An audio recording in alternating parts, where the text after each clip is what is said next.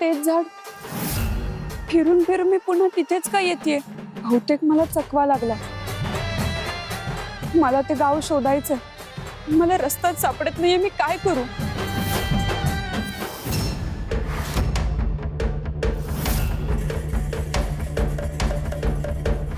आता हा दिव्य आवर्तन योग माझे मनोधैर्य खचवू शकणार नाही. इतका काळ सुरू असलेलं हे दिव्य आवर्तन योगाचं अग्निहोत्र आता संपन्न होईल आणि मी त्या तुळजाला अंकित करून तिला माझी राणी बनवेन.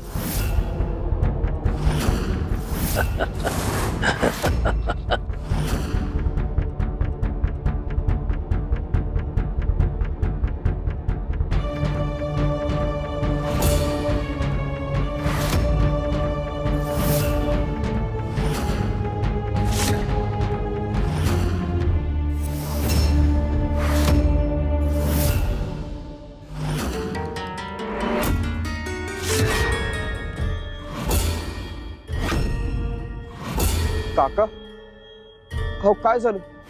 तुम्ही एवढे उदास मनस्थितीत का? महिपती,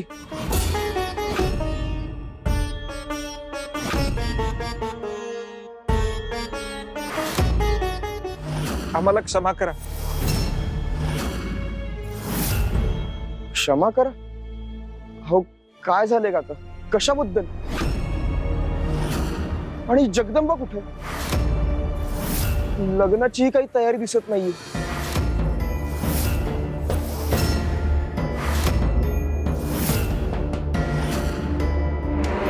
आता कसली तयारी कसलं काय? जगदंबा कुठंच नाहीये.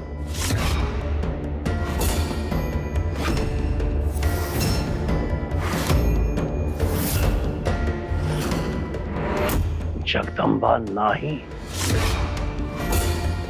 कुठे गेलीये? माहित नाही हो.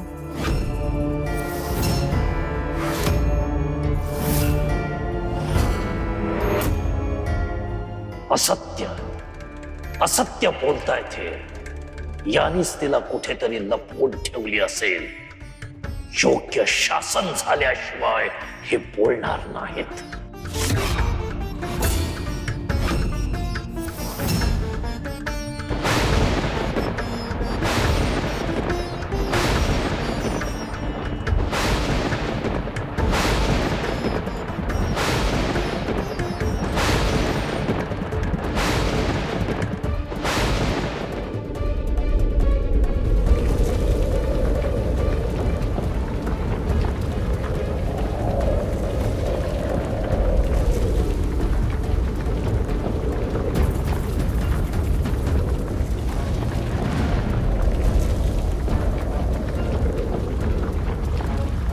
काका, वादळाची लक्षणं दिसतायत. तुम्ही आज चला बरं. हा, चला. चल.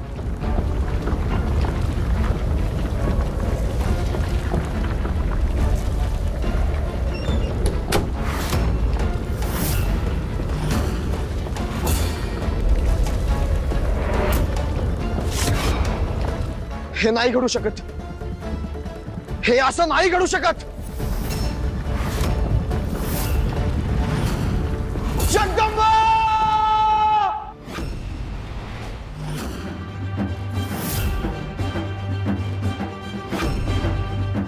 मी सकाळपासून काही खाल्लंही नाहीये. त्यामुळे थकल्यासारखं होतंय.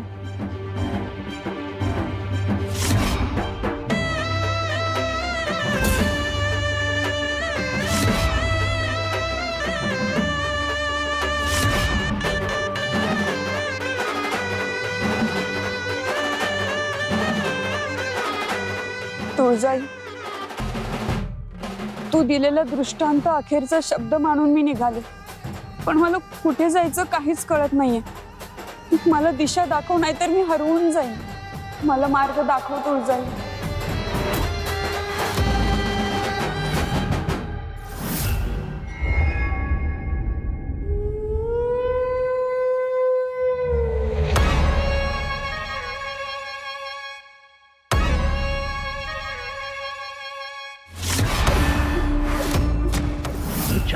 आता तोंडाशी आलेला घास पुन्हा पुन्हा हिरावला गेलाय.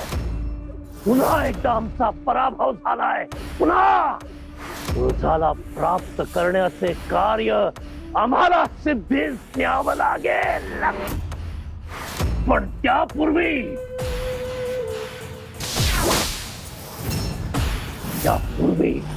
तुला संपवून मला माझी शक्ती पुन्हा प्राप्त करायची आहे. आता मला तुझी आवश्यकता नाही. या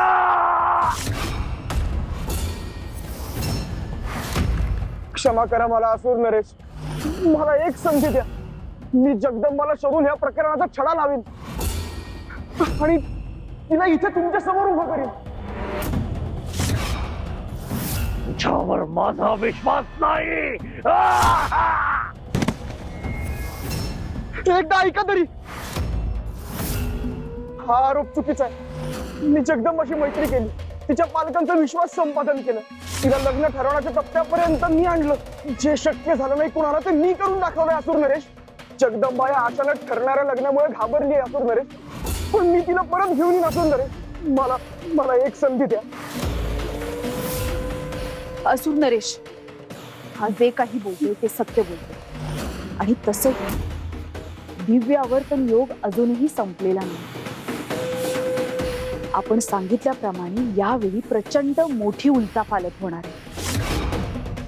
कदाचित हे सगळं उलटवण्यासाठी याच्याकडे ही शेवटची संधी आणि ही संधी आपण त्याला द्यावी असं आम्हाला वाटतं.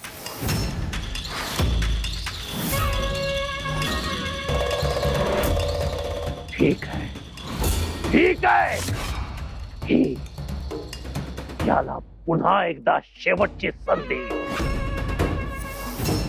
आणि यावेळी तुझं कार्य तू पूर्ण केलं नाहीस तर मी स्वतःच्या हाताने तुझे प्राण हरण करेन.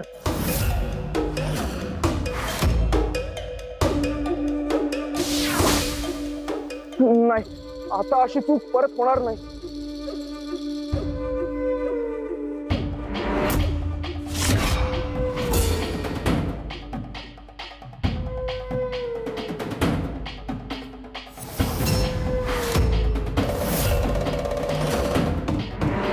यातून मला अशी गोष्ट मिळणार आहे असुर नरेश, की ज्याने मी जगदंबाचा शोध घेऊ शकेन.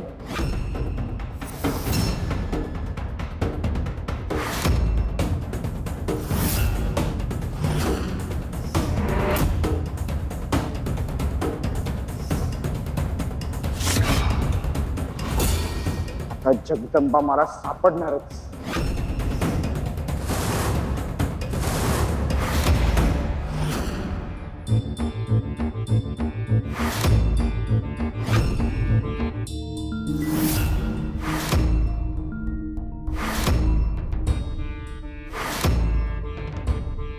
अजूनही मला ते गाव सापडत नाहीये. मी काय करू मला काहीच समजत नाहीये.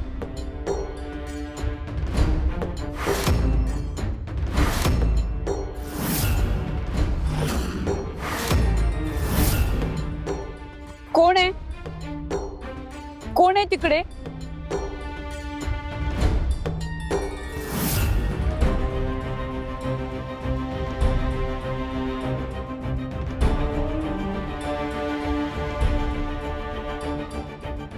इकडे ये ग. मी काही नाही करणार. तू इथे काय करते?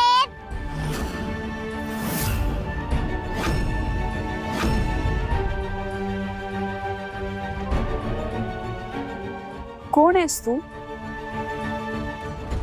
तुला या आधीही मी पाहिलं असं का वाटतं मला? अगं, मी म्हणजे तू आणि तू म्हणजे मी.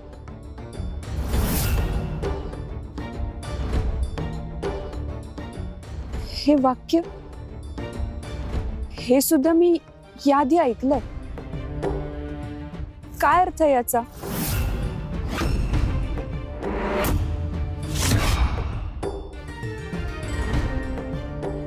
अगं थांब. अगं थांब. तू एवढे दाट अरण्यात कुठे चाललीयस? मी माझं घर शोधतीये. कुठे आहे तुझं घर? तेच मला माहित नाही. मला देवी आईने स्वप्नात दाखवलंय. तिथेच आहे माझं घर. मला सुद्धा देवी आईने अशीच एक जागा दाखवली आहे. ते तुझं घर आहे का? नाही, माझं घर भिंगार गावात आहे. हे ते गाव नाही. कधी कधी आपल्याला हे आपलं घर वाटतं ना, ते फक्त आपल्या प्रवासातलं एक ठिकाण असतं.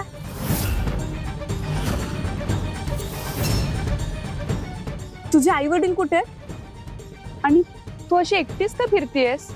तू नेमकी कुठल्या दिशेला चाललीयस? इथेच मला माझ्या घराचा पत्ता सांगणारा कोणीतरी भेटेल याची खात्री आहे मला.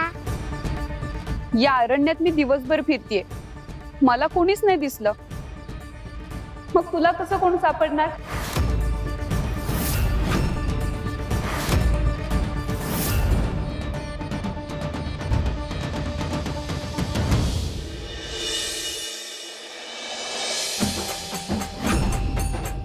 आई राजा, आई राजा.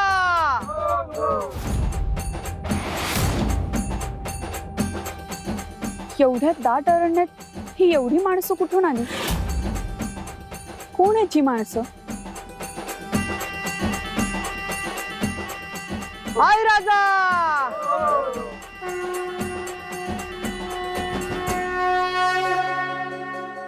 आई, तू तुझ्या या रूपात माझ्या घरी आली आहेस. तुझ्याच लहान रूपाने तुला हा मार्ग दाखवला दिलं होतंस. तुझा पुढचा मार्ग सोपा व्हावा यासाठी मी कामी आहो. तुझ्या घरापर्यंतचा तुझा प्रवास सुरू झाला आहे. तुझ्या दिव्य रूपात आता लवकरच आपली भेट होणार. आई राजा,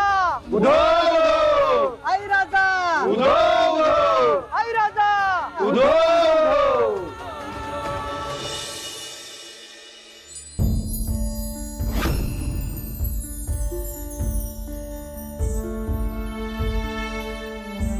गंगाई, जेवून घे.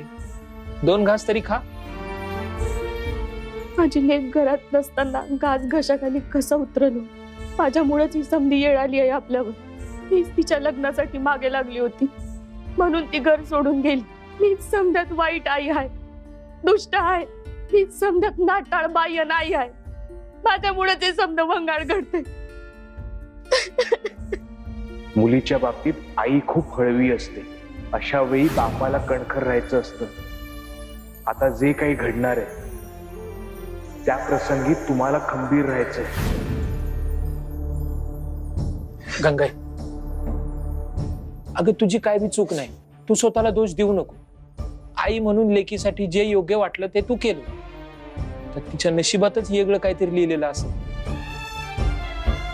कुठं असेल बा माझी जगदंबा? काय करत असेल ती? कशी असेल? अगं ती तुझी लेख आहे, आपली जगदंबा आहे. ती एकदम सुखरूप असेल बघ तू. आपण एक काम करूया, आपण तिला शोधाय बाहेर जाऊ. पण त्याआधी तू थोडं खाऊन घे. बघ गंगाई, अगं तिला शोधाय बाहेर जायचं तर पोटात काहीतरी नको का? असं उपाशी पोटी तिला शोधत फिरणार होय आपण? आणि समजा ती सापडली आणि तिला कळलं की तू जेवलीच नाहीस, तर तिला काय वाटेल विचार कर. हवं तर मी भरवतो. हा,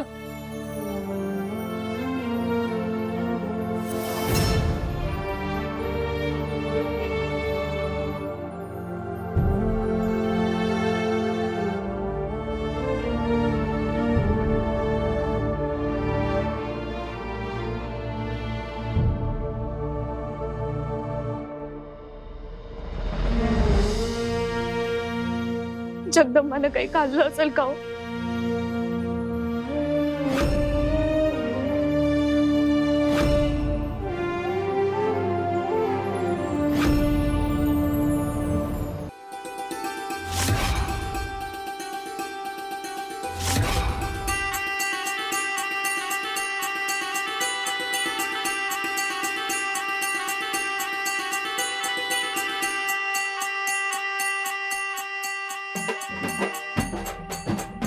मी तुळजाईचा भक्त आहे.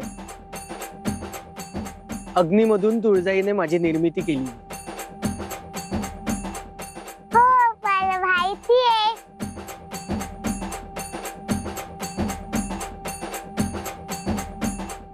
मग हे सगळे कोण आहेत? यांची निर्मिती सुद्धा तुळजाईनेच केली आहे का? होय, आम्ही सगळेच देवी आईचे भक्त आहोत. भक्तीच्या माध्यमातून आणि माझ्या प्रयत्नातून हे सगळेच आराधी बनण्याच्या मार्गावरती आहेत. तुळजाईने तिचं सैन्य उभारण्याचं दायित्व माझ्यावर सोपवलंय, म्हणून मी ही सगळी माणसं गोळा करतोय. ही माणसं इथे इतकीच दिसत असली तरी इतर आजूबाजूच्या गावांमधून आणखी आराधी तयार होत आहेत. पुढे जे महायुद्ध होणार आहे त्यात आराध्यांचं सैन्यच देवीची शक्ती बनणार आहे. आम्ही सगळेच या युद्धात देवी आईची साथ करणार आहोत. आई राजा, आई राजा,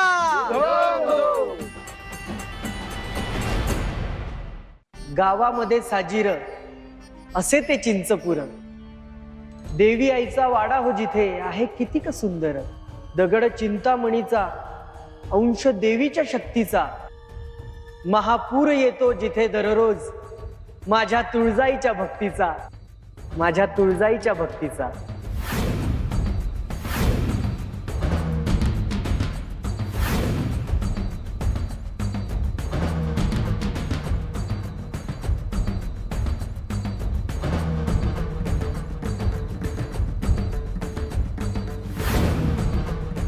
हे कोणत्या जागेचं वर्णन आहे? हीच जागा मला देवी आईने दाखवली होती. हेच ते गाव. इथे जाण्याचा मार्ग काय आहे?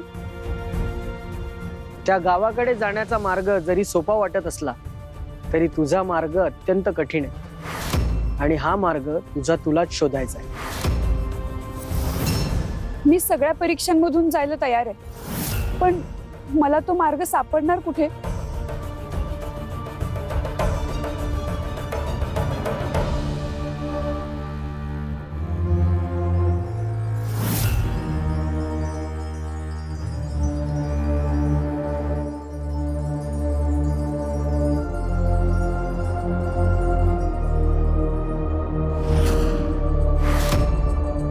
ही परडी मार्ग कसा दाखवणार?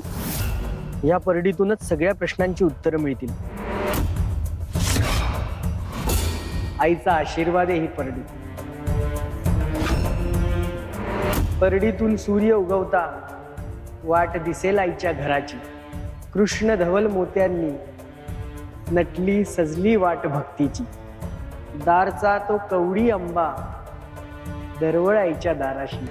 होतील प्रगट कवड्या नेण्या आईच्या पायाशी.